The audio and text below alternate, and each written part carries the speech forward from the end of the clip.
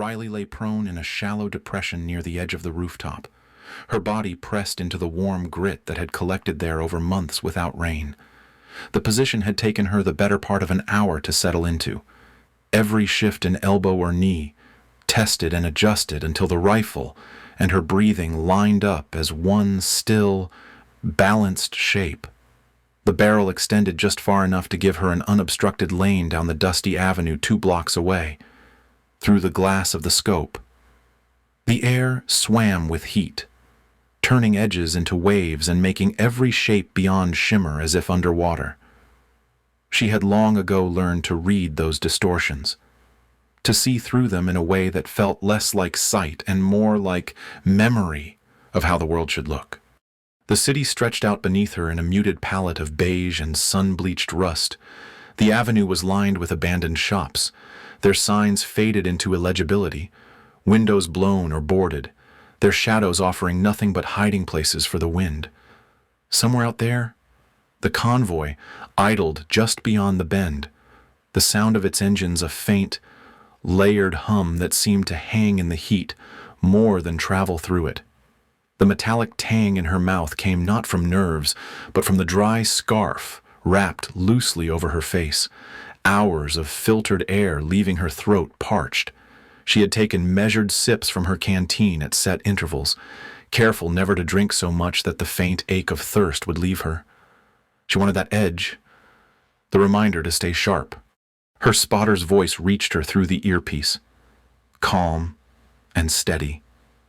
90 seconds. It was not an order, not even a warning. It was the simple acknowledgement that the time for waiting was almost over. She let the words pass through her without reaction, keeping her breathing on, the same slow count she had maintained all morning. Inhale through the nose for 4 beats. Hold for 2. Exhale through the mouth for 6. Each cycle flattened her heartbeat until it was a distant pulse, faint enough that it would not nudge the reticle when it mattered. The shallow rooftop hollow she occupied was no accident. She had chosen it for both concealment and comfort, the low lip of crumbling concrete breaking up her outline against the skyline. The gravel beneath her had been cleared of anything that might roll or crunch under pressure. Her rifle's bipod legs were sunk into small notches she had scraped into the surface with her knife, anchoring it as if the building itself held the weapon. Down the avenue, the air quivered with heat. In the glass, straight lines wavered and danced, the effect magnified through the optics. It was easy for someone inexperienced to misread that shimmer as movement, to chase ghosts and fire at mirages. Riley used it instead as a measure of distance and temperature. The sharper the ripple, the more the bullet's path would arc and twist in ways the charts could only suggest. Her right hand rested lightly on the stock, fingertips feeling the faint vibration of her own breath through the frame. Her left hand curled around the forend, steady but never rigid, absorbing the minute shifts of the building under the sun. She let her gaze wander across the scope's field, mapping the empty stretch of road in front of the convoy's anticipated turn. The cracked asphalt bore pale scars where years of heat had split it, patched only in the places that once mattered. A lone signpost leaned at an angle, its shadow pointing toward a distant storefront with its door long gone. Every mark, every angle, every stillness became part of her mental map. If anything moved where it should not, she would see it. The rumble of engines deepened, somewhere beyond her sightline. Heavy wheels shifted over grit. She imagined the line of vehicles coiling itself into motion, the commander's door swinging open, boots striking the road. She had no image of his face, only the certainty of where he would stand in those first moments before boarding again. The scope glass caught a flare of sunlight as she adjusted half a degree to the left. Then the shimmer settled back into its restless dance. A bead of sweat traced the line of her temple and disappeared into the fabric under her chin. She ignored it. The rifle's stock was warm against her cheek, the smell of oiled steel faint beneath the more dominant scent of sun-baked dust. Every sense was fixed outward but part of her awareness remained on the watch strapped under her sleeve. She had memorized the second hand's position when the call came through. 90 seconds meant that in a little more than a minute, all of this stillness would be stripped away. She breathed in again, slow and deliberate, the motion of her ribs imperceptible from a distance. The reticle hovered over an empty stretch of street, unwavering except for the slow sway of the heat waves. The first movement out there would not surprise her. She had already imagined it a dozen times, rehearsed every variable in her mind. That was the work, making the first sight of the target feel like the 100th. The engine's low hum was joined by another tone, higher and sharper, like a gear shifting under strain. It carried faintly on the still air, the city offering no other noise to compete. She let her breathing settle again, eyes fixed through the scope, waiting for the exact moment when observation would end and the count would truly matter. In the narrow circle of glass, the street remained empty, but she could feel the seconds falling away like grains of sand slipping through her grip. The inevitability of motion pressed closer, but her body remained a study in control, every muscle in quiet agreement with the plan she had come here to execute. The first sign of movement came as a tremor in the heat haze, a suggestion of form before the shape solidified into something she could read. The lead vehicle of the convoy rolled into view, its armored shell dulled by a layer of desert dust that blended into the road. Its camouflage pattern was worn to the point that it seemed part of the city itself, a hulking shadow moving through a place long abandoned. Behind it, the outline of other vehicles began to emerge in her scope's periphery, dark blocks of motion breaking the emptiness, their weight pressing on the silence. The road dust stirred faintly around their tires, rising and hanging in the still air as if reluctant to settle again. Her crosshairs tracked the armored door as it swung open. The man who stepped into the sunlight fit the profile she had carried in her mind for days, even distorted by heat shimmer. His bearing was obvious. He moved with deliberate weight, one hand gripping the arm of a hostage held tight in front of him. The hostage's head was lowered, shoulders drawn in, but Riley could see the darting of their eyes, scanning for anything that might be a way out. Their skin was pale under the layer of grit, the ropes binding their wrists cutting into the flesh just enough to darken the skin around them. Riley let her breath ease out, holding it in that empty space before the inhale could begin again. The shot she had prepared for did not exist anymore. The clean angle she had mapped was gone, blocked entirely by the hostage's frame. Even the commander's head and shoulders were partially shielded, the slightest misjudgment sending the round into the wrong body. Her mind ran the calculation once, twice, and knew the answer before the second pass was complete. This was not a shot she could take. Not like this. The scope's field widened slightly as she pulled her focus back to the scene. The rest of the convoy was settling into position along the avenue. A troop transport idled behind the lead vehicle, its crew half visible through open hatches. Another armored carrier took up the rear, flanked by two smaller trucks that looked repurposed from civilian stock. But it was the vehicle sitting just off the line, angled slightly toward a crumbling storefront, that caught and held her attention. Its tank body was streaked with dust and faintly gleamed where the sun hit bare metal. Above it, the air shimmered in a way she recognized immediately, not just the usual heat haze, but the wavering of evaporating fuel.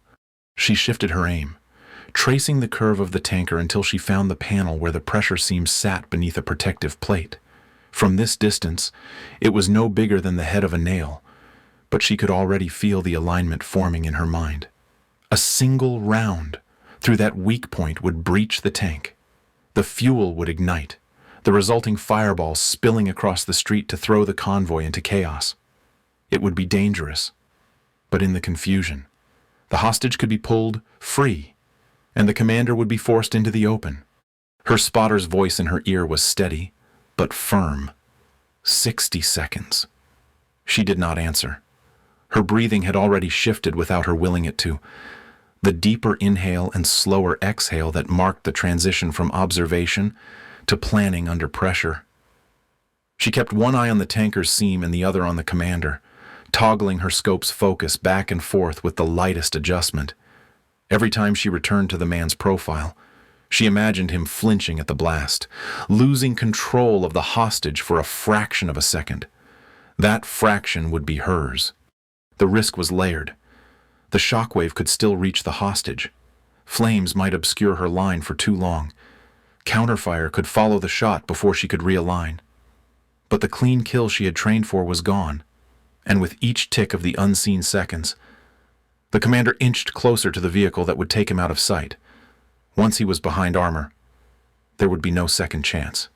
She studied the hostage again. Their shoulders shifted once, a small attempt to move that went nowhere under the commander's grip. The movement was enough to confirm what she already knew. This person was alive, aware, and running out of time faster than she was. The weight of that knowledge sat squarely with the calculation she was about to commit to. The tanker's metal skin shimmered in the scope, the rising vapor bending light just enough to blur the edges. She made a mental note of the wind, barely moving the grit along the road's edge. That calm would hold for the next minute if the desert kept its mood. She could almost feel the moment her own hesitation ended, not as a dramatic shift, but as a quiet acceptance. This was the solution now. The plan had changed, and she would change with it. The convoy's engines pulsed together, a low vibration she could feel through the rifle stock. The commander's head turned briefly toward one of the escorts, a signal given with nothing more than a flick of his chin. Riley's eyes returned to the seam on the tanker, the target smaller than any head or chest, but with the promise of multiplying her reach into something no body armor could withstand. She adjusted her scope back to the commander one more time, memorizing his position relative to the hostage, then returned to the tanker. 50 seconds, maybe less. The line between the two possible futures of this street narrowed with every breath. Her right hand settled more firmly along the stock, fingertips aligning on instinct with the trigger's curve, though she was not yet ready to squeeze. For now, her job was still to see, to measure, to prepare for the single motion that would change the geometry of the entire fight.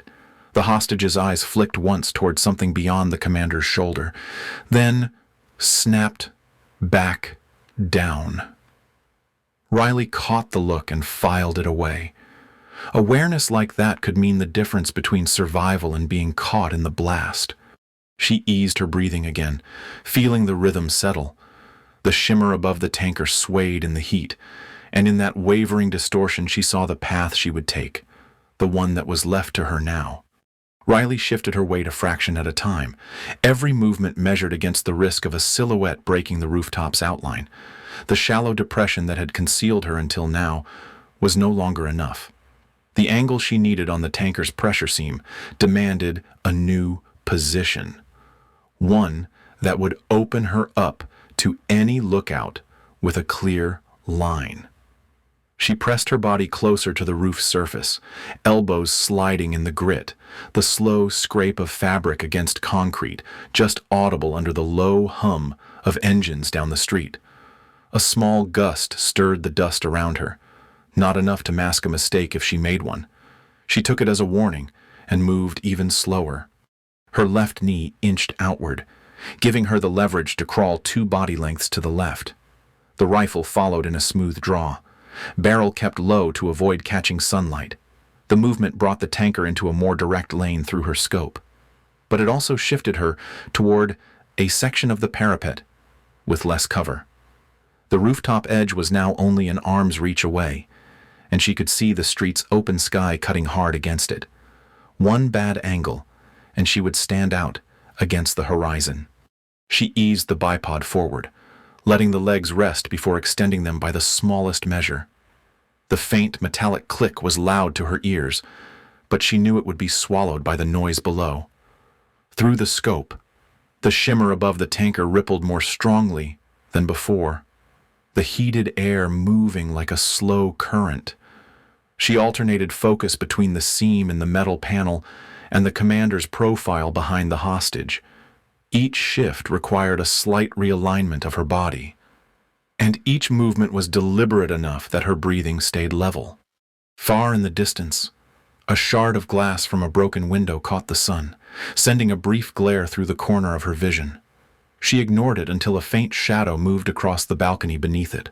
The figure did not linger, and the angle was too poor for a clear identification. Lookout or civilian. It did not matter. If they saw her, the warning would travel faster than she could adjust. She tucked herself flatter against the rooftop and returned her eye to the scope. Her spotter's voice came through with no shift in tone. 30 seconds. The words steadied her as much as they pressed her forward. She inhaled deeply. Once, then again, then a third time.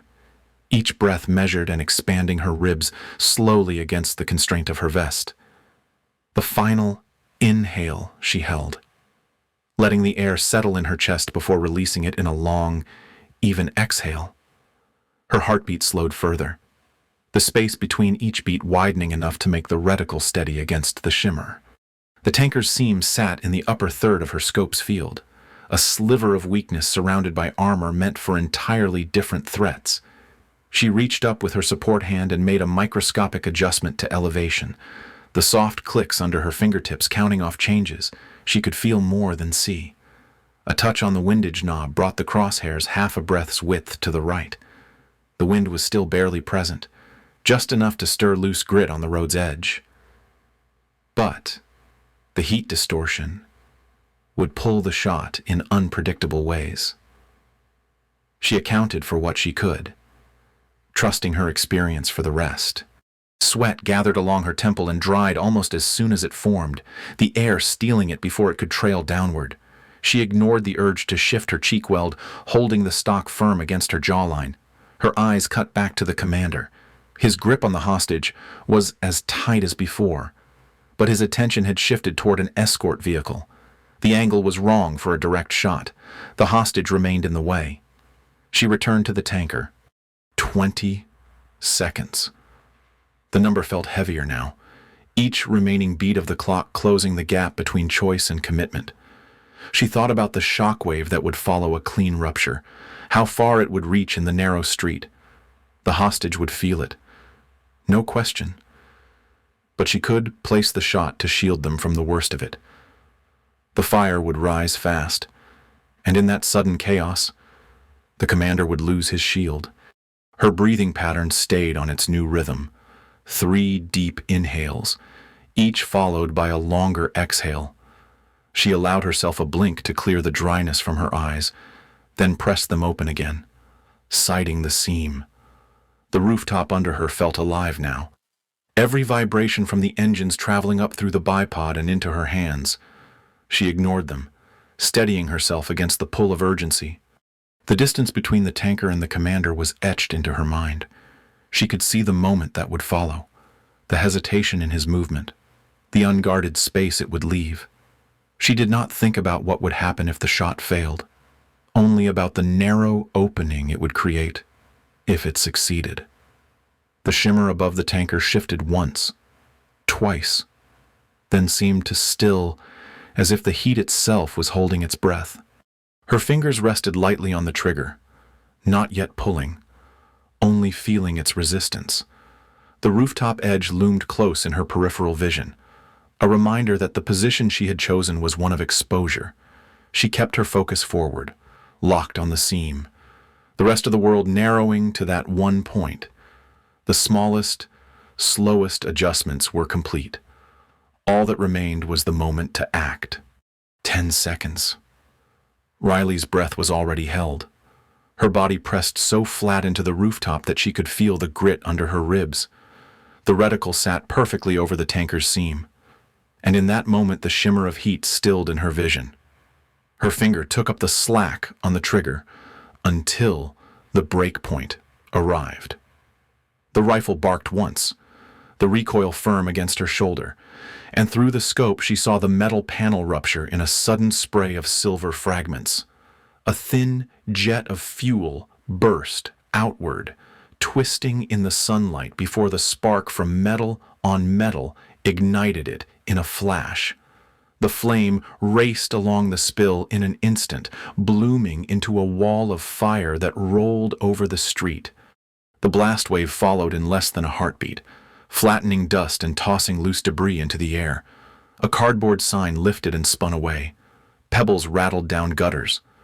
The shock hit the convoy in a rippling pause, each vehicle halting in an almost synchronized reaction. Heat poured upward toward her, hot enough that it seemed to dry her eyes even as she blinked. The fire clawed at the air, pushing a thick curtain of smoke across the commander's position. Through that churn of gray and orange, she caught movement. The commander's grip on the hostage faltered as the roar of the explosion drowned the street. He shoved them away, more from instinct to protect himself than from any mercy, turning his body to look for the threat. That turn was all she needed. Her reticle was already shifting, tracking through the drifting smoke. She adjusted half a breath to the left, found the narrow cut of his profile, and squeezed. The shot snapped through the haze, the bullet passing between two ripples of black smoke before striking him clean in the temple. The impact took him down instantly, his body crumpling sideways and disappearing into the rolling firelight. The hostage dropped to their knees, dazed but alive, then began crawling toward the cover of a concrete stoop. Riley shifted her aim again, scanning for secondary threats. The sound of shouting rose under the constant rumble of the fire, sharp voices calling orders she could not make out. She saw one soldier break from cover and point upward, and without hesitation she swung the reticle toward a tall street lamp at the edge of the intersection. The third shot shattered its glass casing in a spray of shards, the pieces spinning down through the smoke. The sudden absence of light would make her rooftop more difficult to pinpoint for anyone returning fire. Her rifle bolt cycled smoothly, the spent casing ejecting into her waiting hand. She palmed it without looking, the metal still warm, and slipped it into her vest pocket. The movement was automatic, a habit from years of never leaving brass behind if she could help it. She let the rifle settle into safe position and rolled away from the parapet in one controlled motion. Her knees drew up under her, and she slid backward until the roofline was no longer visible from the street. Below, the convoy's formation was breaking apart. Flames from the tanker reached high enough to smear the air in waves. Figures darted through the smoke, some dropping prone, others trying to rally toward the center. The sound of the fire was a steady roar, joined now by the creak of metal heating and the occasional pop as tires failed in the heat. Every so often a gust would shove the smoke sideways, revealing fragments of the scene, the slumped form of the commander, the hostage's crawling silhouette, the edge of a vehicle with its doors still hanging open. The smell of burning fuel reached her in a thick wave, clinging to the dry air. She could taste it, bitter and sharp, the kind of scent that settled into clothing and skin. She kept moving back from the edge, low to the surface, careful not to silhouette herself against the brighter parts of the street. She checked her watch as she cleared the parapet entirely. 88 seconds. 2 seconds to spare. The number carried no satisfaction, only the knowledge that the margin was nearly perfect, neither rushed nor wasted. She filed it away in the same mental ledger where she kept distances, wind calls, and impact records. Her path took her along the roof toward the stairwell entrance she had marked earlier. The noise below was still chaotic. Orders shouted over the hiss and crackle of the fire. Somewhere in that confusion, friendly forces would be closing on the hostage. Riley kept her focus on her own movement, aware that she was not out of the fight until her feet were on the extraction route. The last glance she allowed herself toward the street was through a gap in the rooftop's edge. Smoke still poured upward, curling and folding back on itself in the shifting heat. The hostage was now behind cover, a pair of allied figures moving toward them through the haze. The tanker continued to burn, the fuel feeding the fire with a steady rhythm that would hold attention for as long as she needed to disappear. The casing in her vest pocket felt heavier than its size justified. It was a marker, a single piece of metal tied to the exact moment the balance on that street had shifted. One round had set the chain in motion, the others had sealed it. In the distance, The sounds of the convoy's confusion blurred into a dull background to her own quiet retreat. She adjusted the rifle across her back, the stock angled down, and took one last slow breath before stepping away from the open air entirely. As she moved into the shadow of the stairwell, the light dimmed and the noise dropped by half. The smell of fuel and smoke clung to her, carried into the dark. Her boots found the first step down without hesitation, the rhythm of her movement unbroken from the shot to the retreat. Each step carried her farther from the fire, but the scene remained fixed in her mind in perfect clarity. The shimmer before the first shot, the instant of rupture, the rolling wave of heat, and the commander's brief, fatal exposure. The fire outside would burn for a while yet. The street would bear the marks long after the last ember cooled. But her part in it was over, finished in less than a minute and a half from the first signal. She let the details settle into memory as she descended her body already finding the stillness again. Riley eased herself over the edge of the rooftop and dropped into the half-collapsed stairwell, boots striking the concrete with a muted thud. The space smelled of dust baked into the walls over years, now stirred by the fire's push from outside. She landed in a crouch, rifle angled low, and began moving down, careful to let each step absorb her weight before shifting to the next. The hollow echo of her boots against broken stairs carried up into the dimness above, fading quickly into the heavier sounds bleeding through the building's open gaps. A shaft of sunlight cut in through a missing section of wall, striking motes of dust that swirled in the disturbed air. Smoke drifted past the opening in thin, twisting threads, its movement almost slow enough to watch in detail. From beyond came the muffled sound of the flames she'd set in motion, their low roar punctuated by the sharper crack of metal warping in heat. Shouts reached her in bursts, muffled by the building's walls and warped by distance. The words were indistinct, but the urgency carried clearly enough. Her earpiece crackled. The voice of her spotter was calm, but held the tone of someone who knew the window of danger was not yet closed. The hostage secured. Good work, Riley. She let the words pass without answer, stepping clear of the light's reach and into the deeper shadows of the stairwell. There was nothing she could add to the confirmation. The outcome was fixed, but so was the fact that the fire had consumed more than one target. She moved through a gap where the stairs had broken away, crossing onto a landing covered in a fine layer of grit. A nearby window offered a slice of the street, enough to see that the vehicle beside the tanker was still burning. Flames clung stubbornly to its frame, licking upward through shattered windows. The sight carried no surprise. She had known the risk the moment she chose the shot, and she had taken it anyway. This was the cost she had calculated and accepted before pulling the trigger. The building's interior was stripped bare, its walls marked by graffiti and the slow crumble of neglect. She passed through a doorway where the hinges had rusted in place, stepping into what had once been a living room. The air here was cooler, the smoke thinner, filtering in only through the jagged holes where glass had once been. Her breathing stayed measured, drawn in through her nose and out through her mouth, steady despite the climb and the weight on her shoulders. A faded rectangle of color caught her eye on the far wall. She crossed the room without hurrying, boots silent against the thin layer of dust. The paper was pinned to the cracked plaster with a single bent nail. A child's drawing, its lines unsteady but deliberate, depicted the very street outside. The buildings were blocky, drawn in bright crayon shades of yellow and red, the sky a heavy blue pressing down over the scene. A small figure stood in the center of the street with arms outstretched. Whether it was meant to be someone greeting or warning, she could not tell. The paper's edges curled away from the wall, the surface flecked with the same flakes of paint that clung to the plaster beneath. She paused just long enough to take it in fully, her mind holding the image without deciding what it should mean. There was no room for sentiment now, but she could feel the drawing press against her thoughts in the same quiet way the weight of the spent casing did in her vest pocket. She stepped back, turning her attention to the exit. The apartment's far door opened onto a hallway lined with cracked tiles. Smoke curled along the ceiling in thin layers, catching the dull light that filtered in through high windows. Riley kept to the wall, moving low and slow until she reached the corner where the corridor bent toward a set of stairs leading down to street level.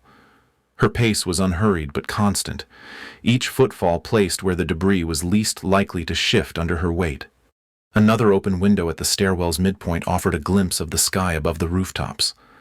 The smoke from the tanker fire rose in thick columns, drifting into the pale distance. She could hear the fire more clearly here, the constant hiss of burning fuel feeding into the deeper rumble of collapsing metal. The voices outside were closer now, a mix of confusion and command. She descended the last few steps into a side room that led toward the building's rear. The door here was half off its hinges, leaning into the frame at an angle. She eased it open with the edge of her boot, slipping through into the cooler air beyond. The alley outside was narrow and empty, its walls close enough to feel the space pressing in. The ground was littered with fragments of brick and broken glass, but the path was clear enough for a quick passage. She moved forward, the sound of the street behind her fading with each step. The light dimmed again as the alley bent away from the sun's reach. Ahead, another building's side entrance waited, its doorway dark and silent. The shift from firelit chaos to shadowed stillness was abrupt, and it carried with it the knowledge that she had done exactly what was required. No more, no less. The balance between what was necessary and what was lost would hold its place in her mind long after she was gone from here. The low doorway waited in the shadow of a crumbling wall, its frame warped but still holding. Riley stepped through without slowing, the alley's narrow light giving way to the cooler dimness beyond. The tunnel's air was dry, tinged with a faint metallic scent that caught in the back of her throat. She kept her head low as she moved forward, the rifle balanced easily in her hands.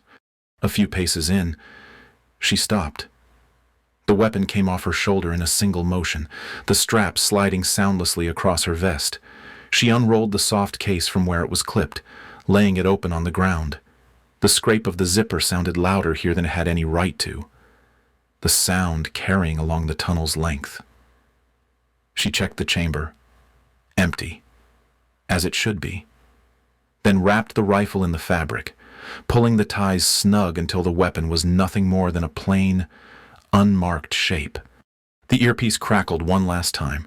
Package clear, enemy leader confirmed down, wheels up in 5. The voice was steady, businesslike.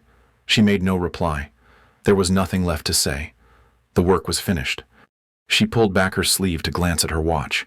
The face caught the tunnel's dim light, the glass reflecting a thin band of silver. 1 minute, 28 seconds. She let the number settle in her mind. 2 seconds, unused. Not a waste, not a cushion. Just space that could have belonged to another fight, another street, another choice that needed more than precision. Time was always the narrowest margin, and today, it had been enough. She slipped the watch back under her sleeve and started walking again. The tunnel floor was uneven, scattered with grit that shifted softly under her boots. Each step echoed faintly ahead of her, fading into the long, empty stretch. The cool air pressed in around her, sealing off the heat and noise she had left behind. At the far end, the shadows deepened, swallowing her shape as she moved farther from the light. Behind her, the world of fire and heat shimmer was already losing its edges. She did not look back. The street would change without her, and she would be somewhere else when the next clock began to run.